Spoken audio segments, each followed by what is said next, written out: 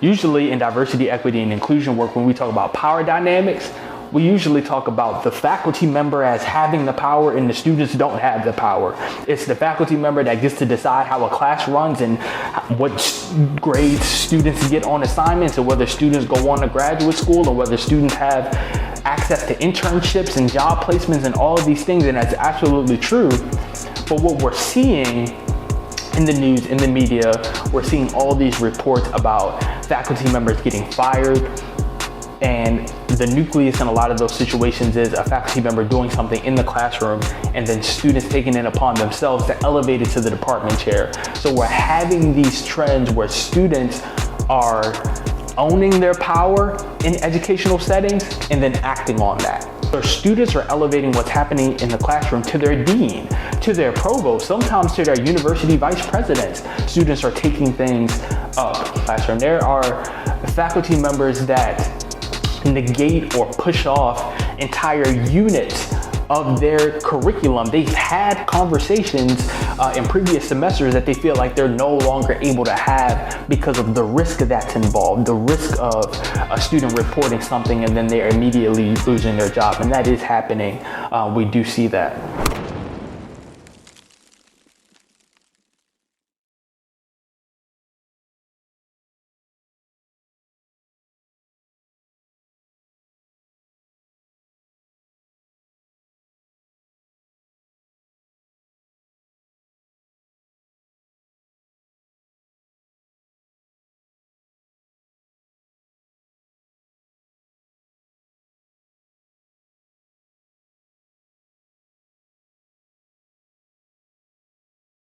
What's going on, y'all? Welcome to Help Students Win, where we talk about all things education. My name is Jordan Davis. I'm a professional speaker, founder of JD Speaks, and your podcast host. And today we'll be recapping the American Association of College and Universities annual meeting. So this is a huge conference, one of the biggest higher education conferences of the year, and I gained so many valuable insights, and I was actually able to contribute myself as a session presenter. So you'll get to hear a little bit about that. In the playbook, in our usual segment of the playbook, you're going to hear a little bit more about internships. In the last episode, I dropped 3 gems, and I'm going to give you a few more in this episode. And then at the very end, if we have some time, I'm going to get to the weekly read, but it all depends on how the flow of this conversation goes. I learned to actually wear my Apple Watch while I record this so I can keep an eye on the time, and I hope that helps all of us. So not just me when it comes to recording and editing, but then also make sure that I'm hitting all the points to give you the most value possible. And so as I mentioned, to start with this episode's topic, we got to talk about the AAC&U annual conference. For those of you who are not familiar, this is an annual conference that is usually held in Washington, D.C., but it's been held all over the country. Sometimes it's held on the West Coast. This year, it was held in snowy D.C. I'm sure several of my listeners have received a lot of snow and some cold weather. It was freezing cold this week, though, for AAC&U, gathering provosts, deans, professors, students, staff members, counselors, career service professionals, again, from all across the country. We're talking about community colleges, 4-year colleges, you name it. Education professionals came from all over for this convening. And when it comes to the topics that were discussed at this conference, there were 3 dominating ones that I noticed. And the first is the political polarization that is becoming more characteristic of education, not just K through 12, but in higher education too. Mental health was a huge topic. If you scrolled through the list of workshops and sessions that people could attend, mental health was definitely a theme that we saw over and over again. And then college to career pipeline. So thinking about preparing students to go into careers and how we can design our curriculum, how we can design our high impact impact practices and how we infuse that within the curriculum so that students are getting the most out of those high impact opportunities. And so I'm not going to talk about the college to career pipeline today, but I'm going to talk a little bit about the mental health aspect of higher education and some insights that I got from my time at the conference. And then I'm going to spend a lot of time talking about political polarization. If you're a teacher, I know this is probably top of mind for you. If you're a principal or a school administrator, I know that this is probably top of mind for you too. And so we're going to unpack that together. Now, I actually had the opportunity to present with a fabulous panel of students who are a part of the Engelhardt Project's Student Advisory Council. And so many of you know that I work full-time at Georgetown University at our Center for New Designs in Learning and Scholarship, which is essentially our Center for Teaching and Learning. And I presented on behalf of Georgetown talking about our work on inclusive pedagogy, but more specifically integrating topics of well-being into undergraduate courses and what that work entails. And so I was able to facilitate this conversation with students as a roundtable discussion. So it's me, it's 3 other students, and we had about, I'd say, 8 to 10 university leaders from around the country. And so these are vice presidents for diversity, equity, and inclusion. These are academic provosts. These are deans. We had several professors join us throughout the conversation, and people are coming and going. You know, they're sitting down for 30 minutes, then heading to their next session. But we really got deep into really the work that it requires in order to bring about inclusive pedagogy and to create a culture of community, a sense of community and belonging among students so that all students are getting the most out of their educational experiences. And as we got into the conversation, the students are amazing. They're bringing up examples of what they see in the classroom as being effective. Obviously, these are all students who care very much about student mental health and well-being. And so they talked about what their work looks like in advocating for positive student mental health and what that looks like inside of the classroom, kind of guiding faculty and being leaders themselves and encouraging faculty to take on some of those inclusive teaching strategies.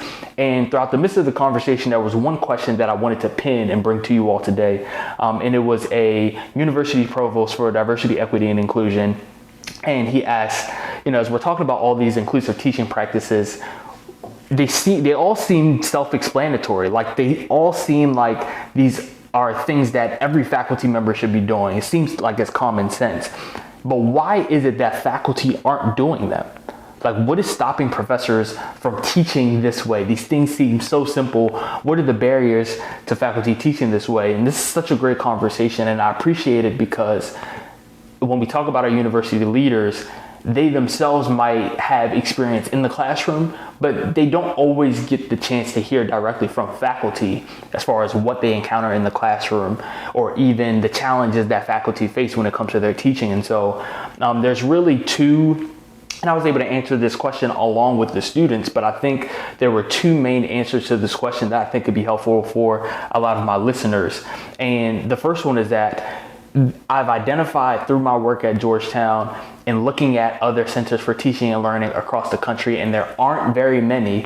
And then even looking at colleges and universities and their approach to professional development for faculty. I'm fortunate to work at a Center for Teaching and Learning where we're well staffed. I would say we're about 60 people deep in our center, full-time staff and graduate associates included. There are some colleges and universities that might have 3 instructional designers for the entire university, and they have 1 instructional designer per college. So you have your School of Business, you have your School of Law, you have your School of Nursing, and each one of those schools has 1 instructional designer. So there isn't necessarily a team that has expertise on inclusive pedagogy and has expertise on online learning and building online courses. You might have an instructional designer that has some skills in each of those things, but to have a center that is dedicated to improving teaching, it's not something that's all that common. And so I really led my answer with, there's no room for educators to practice because the support that educators receive at the college level when it comes to their teaching is minimal. And a lot of us listening to this know that colleges and universities in the US are incentivized to pump money, to pump time, and pump resources into research.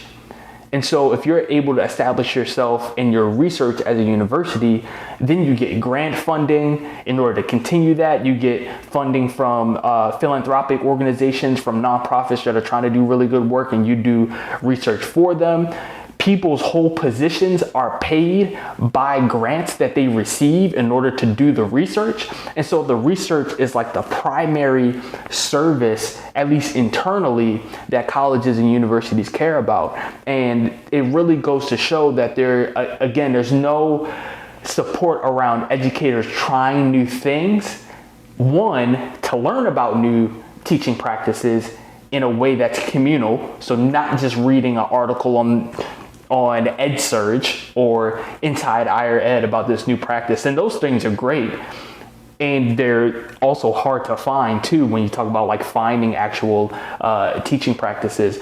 There's a big body of research that shows that when faculty get to talk to each other, when professors have the opportunity to learn from each other, and this works in both K-12 settings and in higher ed, when faculty are able to talk one-on-one or in groups about new teaching strategies, they're more likely to actually carry out those new teaching strategies. They're more likely to advance toward inclusive pedagogy and even just improving their teaching in general.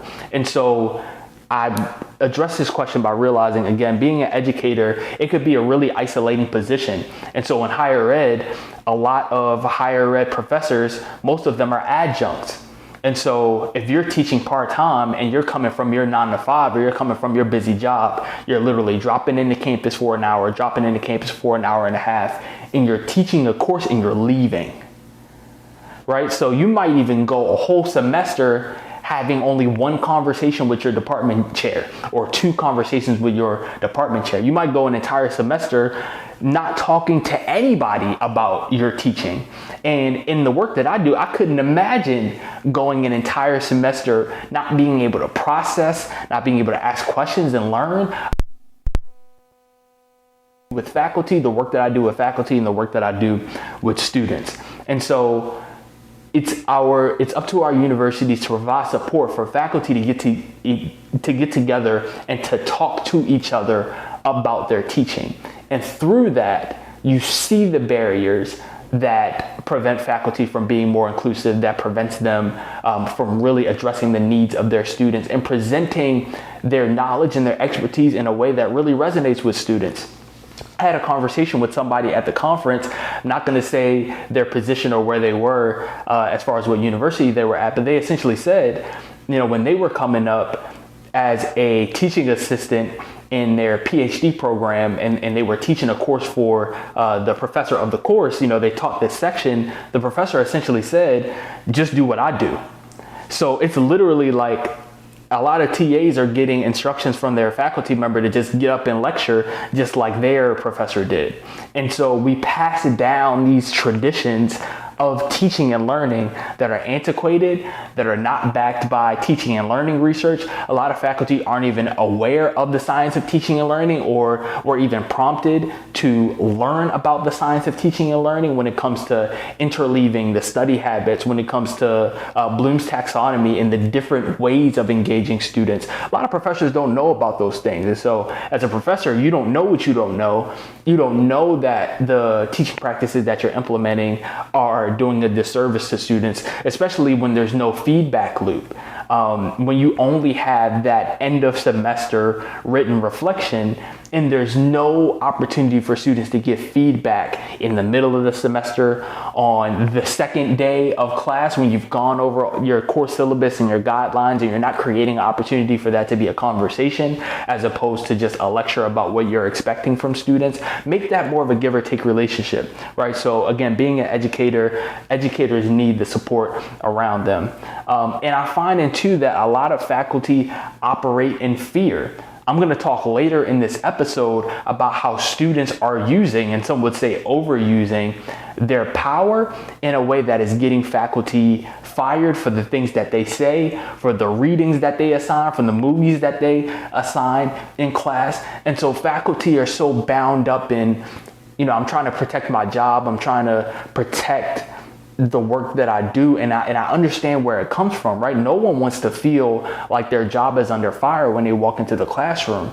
But I would say that the intentional relationship building at the beginning, like really getting to know your students and getting students to see themselves as experts and as invested in each other's learning, creates an environment where there's trust, so that the student doesn't feel compelled to go around your back and to go to the department chair to report something because you made a mistake. When you are open with your students that this is a learning environment, me as a professor, I'm decentering myself and I'm here for you.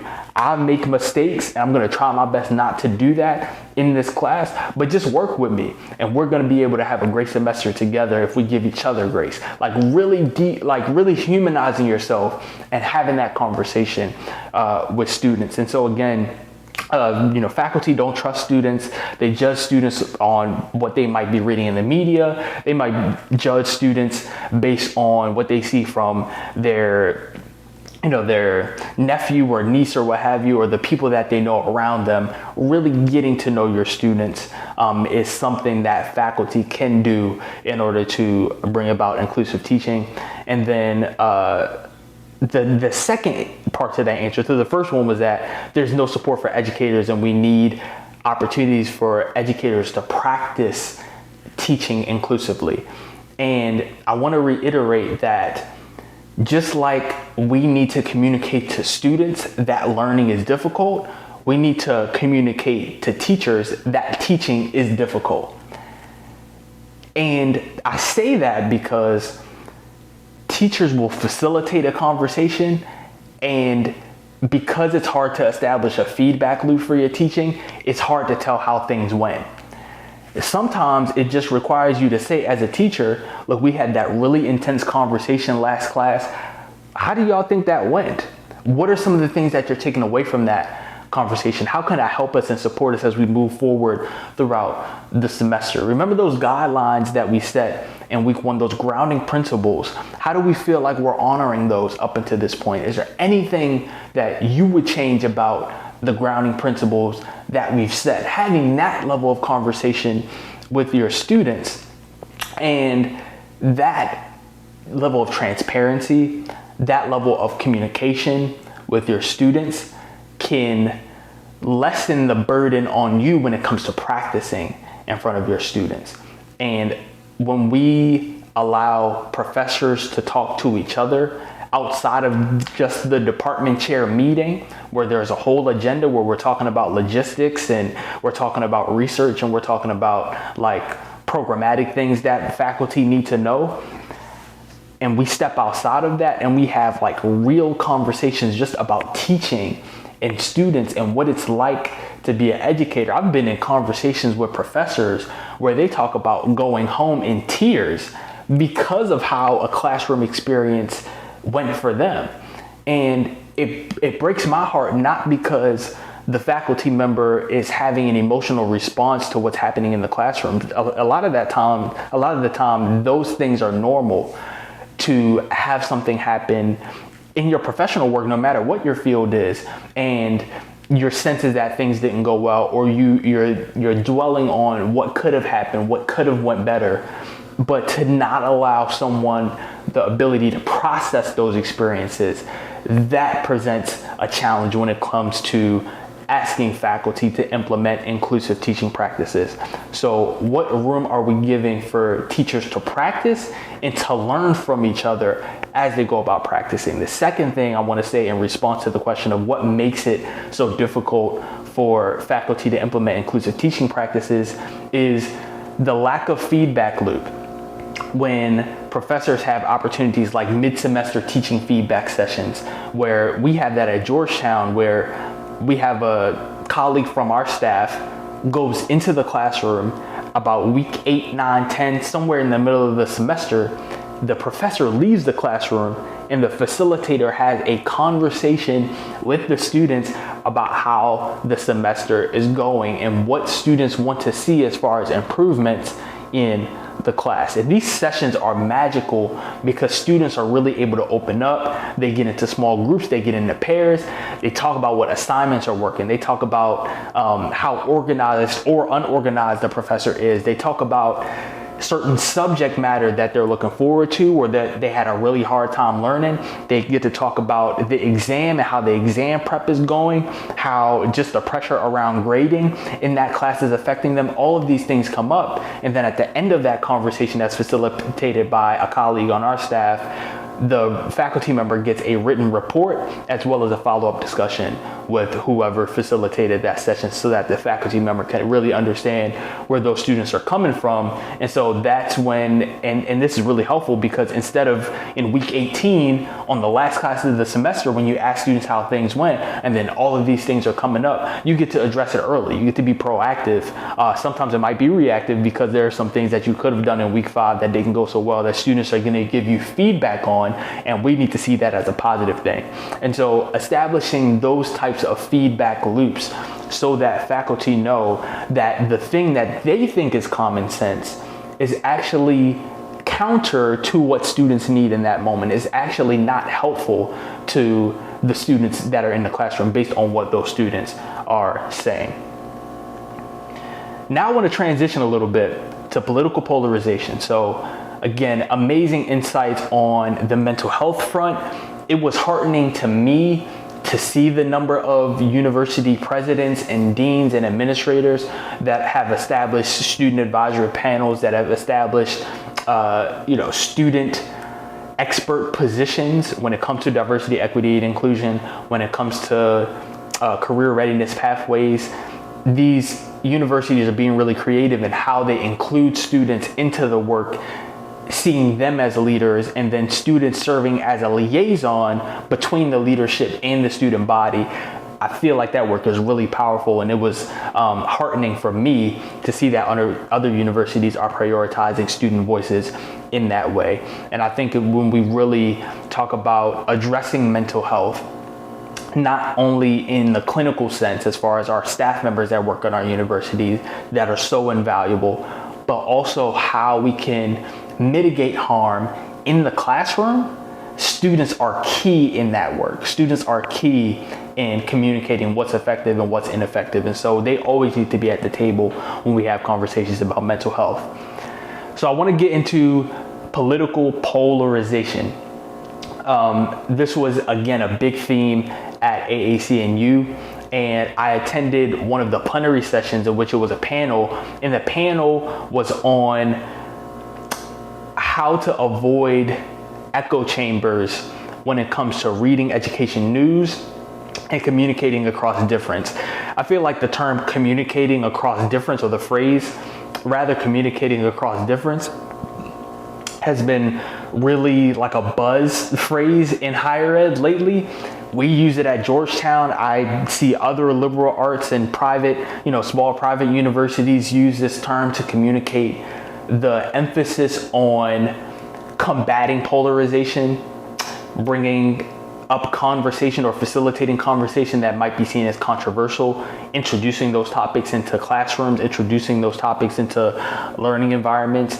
And the panel focused on, okay, how do we have these difficult conversations about what's going on in Gaza, in the West Bank, about what's going on in Syria right now, about what's going on in the US when we talk about police brutality that's still happening in our country, among an array of other happenings. And what our job or what our responsibility is as education practitioners to not only, for my left-leaning political folks that are listening to this right now, not only read the New York Times, not only read Inside Higher Education, not only read the Hetchinger Report, but read things from the American Enterprise Institute, read things like that come out of the 74 and these other more right-leaning, more conservative news outlets, so that we're getting multiple sides of the conversation. And I'm torn on this really when it comes to political polarization, because I believe in preserving what you feel is right, but I also believe in opening your mind to different viewpoints. And I think as educational change makers, as someone who would be considered as being involved in diversity, equity, and inclusion work, it's important to understand the points of opposition that the opposing end of the political spectrum is presenting. So what points of opposition are they presenting so that we can address those things and have nuanced dialogue about them and see them when they bubble up in ways that are really harmful, potentially harmful to students, to other faculty, in ways that might show up in an article, a news article that you might read, how we can call out those things and see them, and then we're inviting them into a conversation instead of it being combative, instead of, again, students and faculty going around each other's back to report certain things when we don't like them.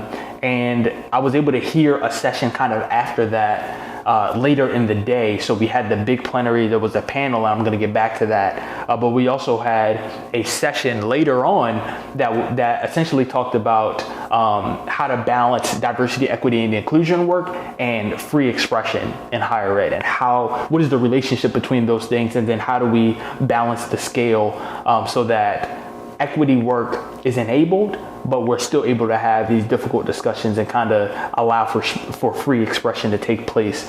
And I was able to hear from Lori White, who's the president of DePaul University, and she gave a great example about guiding students and how to go about bringing speakers to campus. And so we have these different campus groups. In the example that she gave, there was the Jewish Student Organization, and then there was the Black Student Union. And the Black Student Union wanted to bring in Angela Davis, who has expressed, or at least the Jewish students perceived Angela Davis as Palestinian leaning in her beliefs, and the Jewish Student Union didn't want the Black Student Union to bring in this particular speaker. And in navigating that conversation, Lori helped those students realize that, okay, if you're trying to censor one, you can't really control what someone says. And even the topic of the speech that Angela Davis was coming in to present had nothing to do with the Israeli-Palestinian crisis. And so we're overlooking that to focus on this thing that is extremely top of mind on everybody's mind. But again, it's not like the title of the speech insinuated that this is what the speech was going to be about. But even if it was, allowing speakers that don't necessarily align with what you believe in as a student group benefits you, because that allows you to bring in a speaker that perhaps the Black Student Union or the Arab Student Union wouldn't necessarily appreciate you bringing in. And I think so many parties are responsible here. It's the students who are responsible for finding speakers, but it's also the professors, it's also university leadership to guide students in understanding, okay, what does it look like to engage a speaker in a way that's productive for the campus community?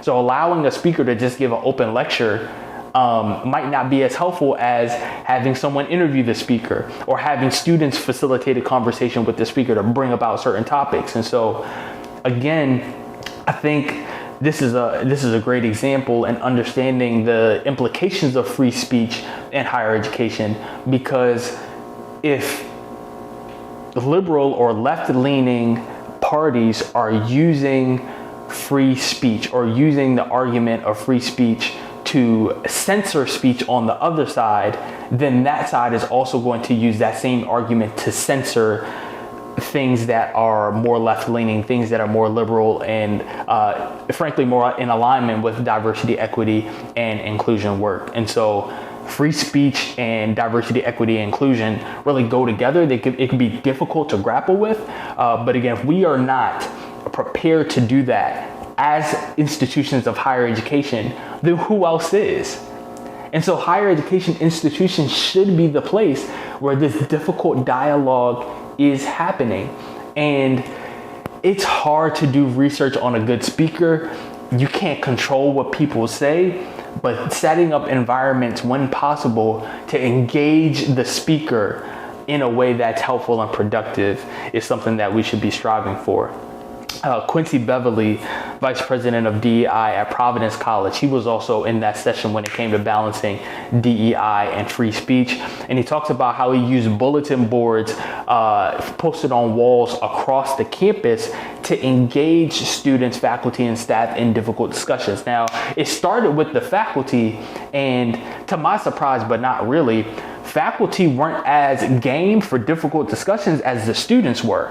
And the students were bringing up topics like how student athletes are being supported on campus, or even things that are happening in the news. I think there might have been a conversation that he mentioned about the Israeli-Palestinian conflict that's happening right now.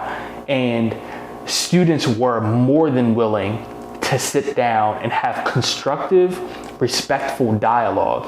I think there's so many themes to really touch on here, but I want to focus on what President Beverly said, Vice President Beverly said in this scenario. And he was saying that before they even sat down to have this campus-wide conversation where students, there might have been 4 or 5 students sitting among literally hundreds of students in this auditorium who wanted to hear this conversation. Before they even got to there was a conversation about having the conversation.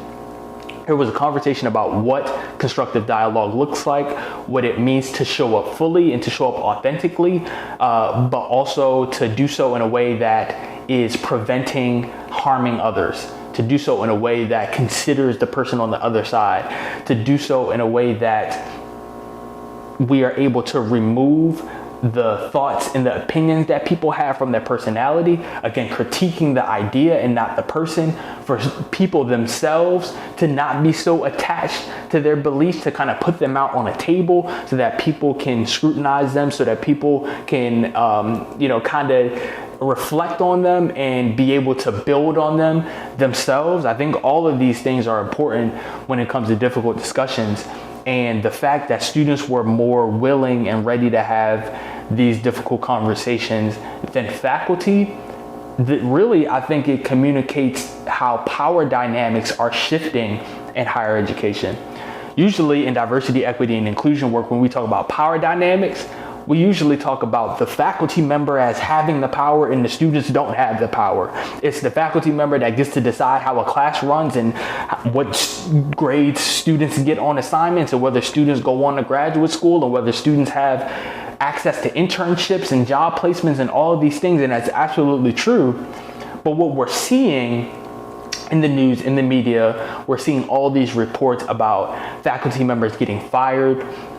And the nucleus in a lot of those situations is a faculty member doing something in the classroom and then students taking it upon themselves to elevate it to the department chair. So we're having these trends where students are owning their power in educational settings and then acting on that.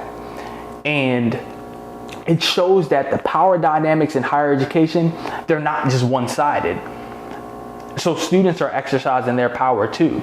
And as a college student, I would say even some, especially our first generation college students, or college students where our parents aren't as involved in our education, sometimes it's even difficult to pinpoint who to talk to when something goes wrong. I think we're taught this message of, if you see something, say something. On social media, there's this idea that if you're not speaking up, your silence is violence. And I think that message is being articulated when it comes to a lot of the social justice challenges that we see and that a lot of activists are trying to solve. But I think it also comes up when we talk about what happens in the classroom too, when students seeing themselves as change agents, students seeing themselves as more autonomous over their education. So students are literally taking their power into their own hands and elevating it to the department chair when a faculty member says something out of pocket, when they show a particular article or movie that has some really harmful content in it. Even when faculty provide trigger warnings for students or give students the opportunity to step out of the classroom, to opt out of the assignment, there are still students who elevate those things to the department chair, and then it's a difficult conversation. And then even realizing where department chairs are coming from too, A lot of them are just like, all right, at the end of the semester, instead of dealing with this headache and this fallout about the student reporting, thank you so much, Dr. Johnson. It was great having you this semester, but I think we're going to part ways. Literally, this is how these things go. And students don't realize the power that they have. Some students are just like, I don't even know who to take this to. I'm just going to take it to the most powerful person that I know at the university that's related to this issue. So students are elevating what's happening in the classroom to their dean, to their provost, sometimes to their university vice presidents. Students are taking things up. At Georgetown, we have a student ombuds. We also have a staff ombuds too, but students not even realizing that they have a student ombuds to go to when it comes to managing conflict between classmates and even conflict that they might have with professors. Our ombuds will be able to identify pathways for students being able to navigate that so that it doesn't snowball into a conversation where a faculty member's job is on the line. And so it's striking this balance between holding educators and staff members accountable for what they say, accountable for how they engage with students, but also realizing too that, again, they make mistakes.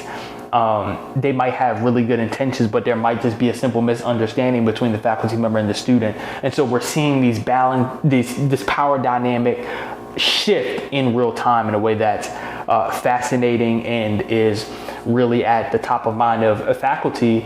And I speak to professors all the time, and I can tell you that this is a constant thing that is top of mind for professors about being fired in the classroom. There are faculty members that negate or push off entire units of their curriculum. They've had conversations in previous semesters that they feel like they're no longer able to have because of the risk that's involved, the risk of a student reporting something and then they're immediately losing their job. And that is happening. We do see that.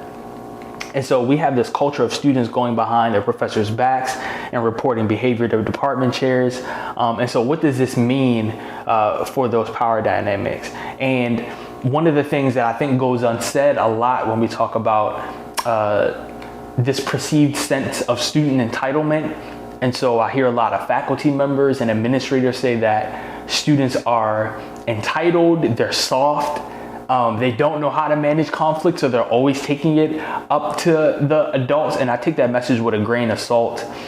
And what I would say to that is, students and families are consumers at the end of the day. They are buying education in a lot of ways. Most students are not going on a full ride. And even if you are, that comes with certain costs and certain things that you're entitled to that makes you feel like you're a consumer. And so when students are paying $80,000, $100,000, $150,000 for education, they're expecting a type of education. And when students and families are not getting the product that they thought they signed up for, that can create a really dangerous environment. And so I want to take some of the responsibility off the student and then put it on the parents for a second too, because reflecting on my time as an undergraduate student at a small liberal arts college, I talk to my parents a lot. All of my friends talk to their parents a lot. Like, students talk to their parents about what's happening. And so if our parents are incentivizing students to take it up to leadership, I think a lot of this has tones of helicopter parenting. I think it's really tough for first generation college parents who don't know what it's like for students to learn in a completely new environment. There are some students who are raised around the same group of people their entire life. They haven't moved. They've been in the same school district, or at least the same city in which their school districts reside, their whole lives. And so they're going across the state, in some cases across the country, and they're exposed to new ways of thinking. They're exposed to new conversations that they haven't had before. And there's a level of discomfort that comes up in students, and there needs to be a place for students to process those things. And sometimes that processing happens with parents, and sometimes parents haven't processed that themselves because they haven't been exposed to it. And so what kinds of messages are being passed from parents to students that are causing students to take these measures to hold faculty members accountable? And it's a challenge. I think there are multiple parties who are responsible here. Okay, I've spent a lot of time talking about political polarization. I learned a lot, took a lot of insights, and I'm coming out with some questions. And there are really three main questions that I want to point out here for the audience to consider. The first one is, what happens when students are more ready to have difficult conversations than faculty? Is this a sustainable model for higher education? Again, I see it snowballing into more reports of professors being fired for not being able to handle difficult discussions and students feeling frustrated and reporting that. And it could be a really difficult situation when, again, students are more prepared and more willing to bring what's happening outside of the classroom, inside of the classroom, and educators are not prepared to stimulate that learning. And so I think there's a lot of professional development that needs to be done, but that's one of the questions that's coming out. What happens when students are more ready to have those conversations than faculty? The other thing that's coming out for me is, what is the difference between academic freedom, free speech, and free expression? In higher ed circles that I've been in, I've seen these terms be used interchangeably, but my sense is that there's a level of difference among the three, and I can't really put my finger on it. But that's something that I want to explore. And then lastly, the role of politicians in education. And really, it's the idea that teachers and professors are supposed to stay teachers and leave the politicians to do their political thing. I think part of this message is coming from acknowledging that politicians are having an outsized impact what happens in the classroom more now, arguably, than ever before, and educators feeling like their jobs are under threat when it comes to not only the politics of education, but how technology and artificial intelligence is affecting education. They feel like their jobs are at stake here, and really wanting to hone in on their strengths as educators, as learning designers, as educational experts, to value the importance of education and to not let politics over influence that and to really mess up that message. But I lean on this framing that I've developed at Georgetown through my classes and through my professional work, that teaching itself is a political act. If you're teaching a U.S. history course, if you're teaching an African American history course, there is no way to cover all of African American history in 16 weeks, in 18 weeks. And so it is a political act with you as a teacher, or even you as a curriculum developer or designer, to choose which parts of that curriculum is brought in, to choose the different ways that students get to interact with that curriculum. All of these are political decisions.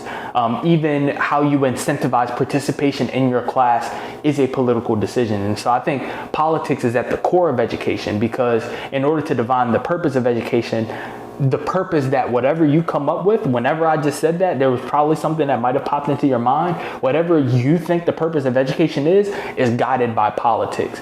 And I think where we see the divisiveness is the politicians are doing their political thing and the educators are doing their educational thing, but very rarely do they come together in conversation, because they're each trying to preserve what they have. They're trying to preserve their silos. But I think the more that we de-silo, the better off we'll be. And again, it's just some thoughts that I have, but I need some extra space to kind of reflect on that.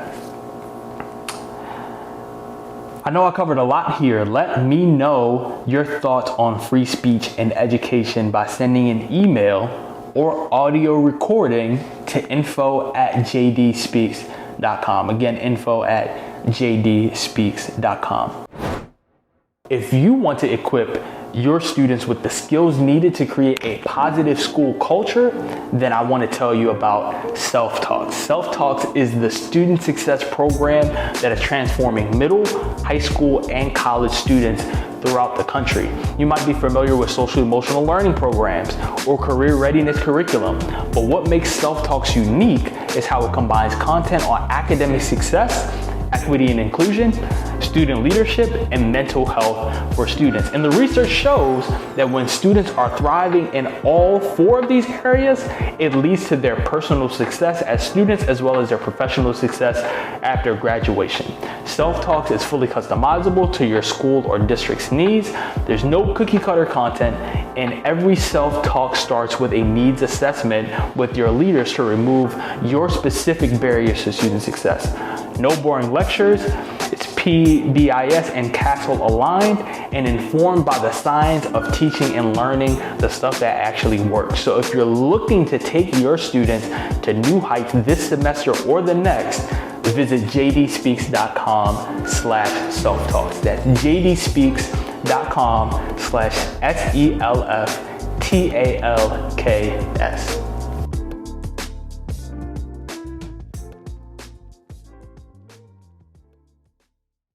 All right, and we are back with another installment of the playbook, where I give you the strategies to cultivate and continue your success as a student. If you're a student listening, I want you to do two things for me. Subscribe to the channel and turn on your notifications. And then a bonus third thing, you might want to pull out your notebook if you're going to take some notes. Okay, and if you're a parent or educator watching this, hello, thank you for joining us. Save these ideas and share them with a student in your life. Now, for today's installment of the playbook, we're going to recap what we talked about last week because it connects to what I have to share this week. And so we're talking all about internships. Last week, we talked about 3 main tips for internships. The first one is that if you don't see an opportunity that you want, don't be afraid to create it. The second one is don't take rejections personally. And the third one is to conduct informational interviews. And if you're watching this on YouTube, I'm going to leave the link to last episode so you can hear all the nuggets and the details that I left within those 3 tips. You'll be able to find that below in the description. And today we're going to talk about 2 tips with the time that we have left. The first one is to put together a portfolio. And we are starting to see a trend in education around e-portfolios, so electronic portfolios. This is specifically important for my college students. If you're a high school student, you might still have some time. You could ask your teachers about what it might mean to create a portfolio. You could do this for free. You don't need any elaborate software to create a portfolio. You could literally mock up a portfolio on Wix.com for free. And if you want to buy the domain, you can do that later. I know WordPress, some colleges and universities have free access to WordPress for students, and so WordPress is an online website builder. You can be able to build your portfolio on there. For my graduate program, we have an e-portfolio that we deliver at the end of graduation, and our e-portfolio is so helpful for students when it comes to applying to internships because it makes you stand out from just the resume and the cover letter. It allows you to tell your story.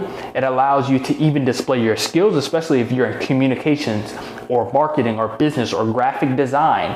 A portfolio is really helpful for those types of fields. In journalism, right? You might be wanting to go into sports reporting and showing clips, showing articles that you've written throughout your time at your undergraduate institution. Again, examples of your work can be really powerful in trying to get an internship.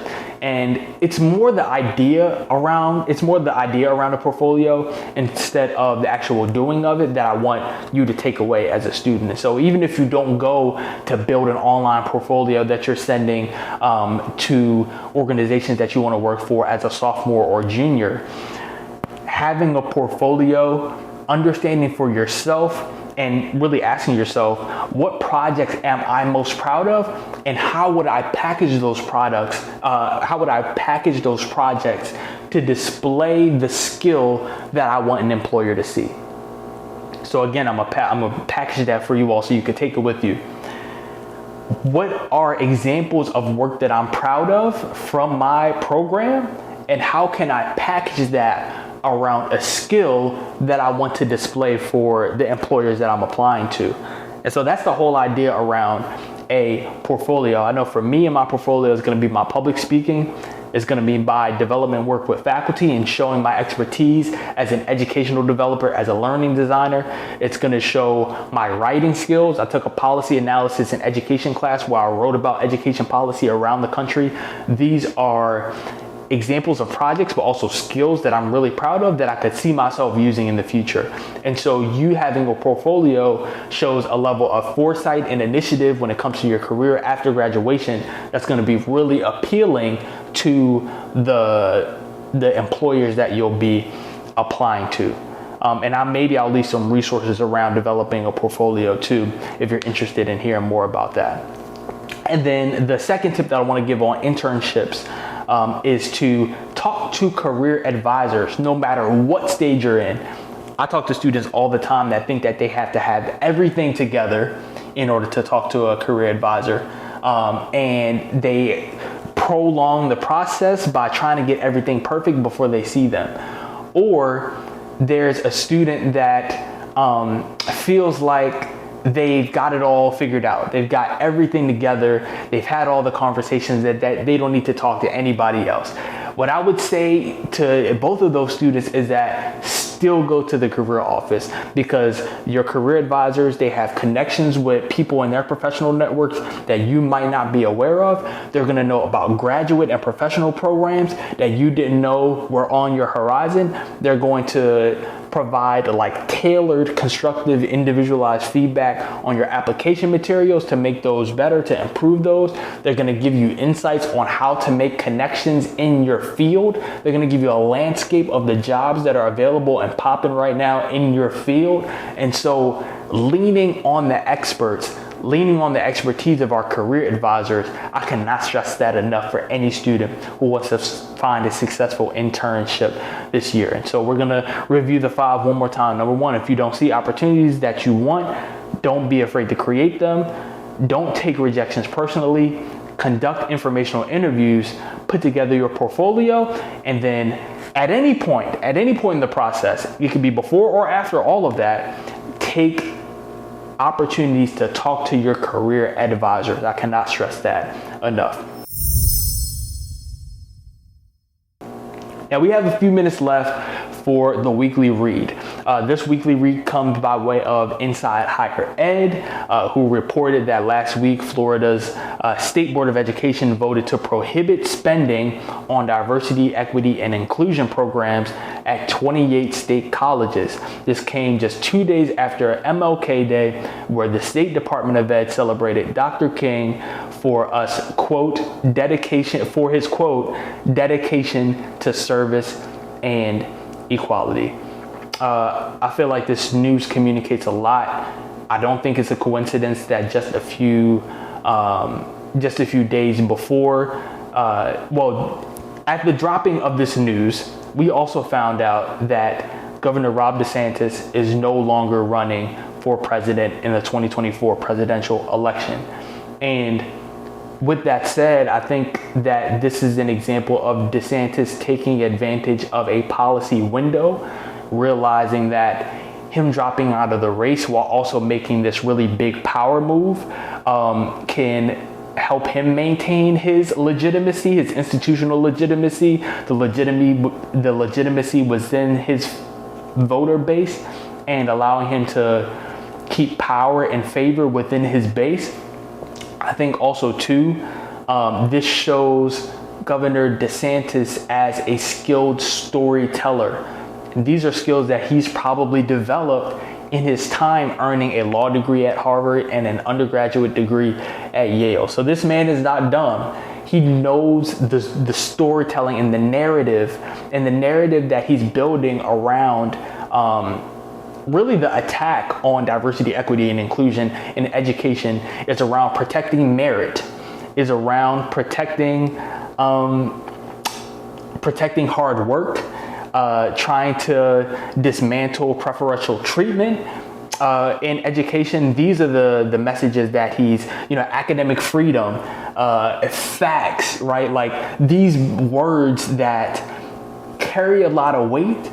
He's manipulating them in order to, protect a certain type of education, a type of education that discounts our nation's history, which dates back to 1619, and really discounting the work of educational experts and curriculum designers and curriculum developers that have done so much work to pour into these programs.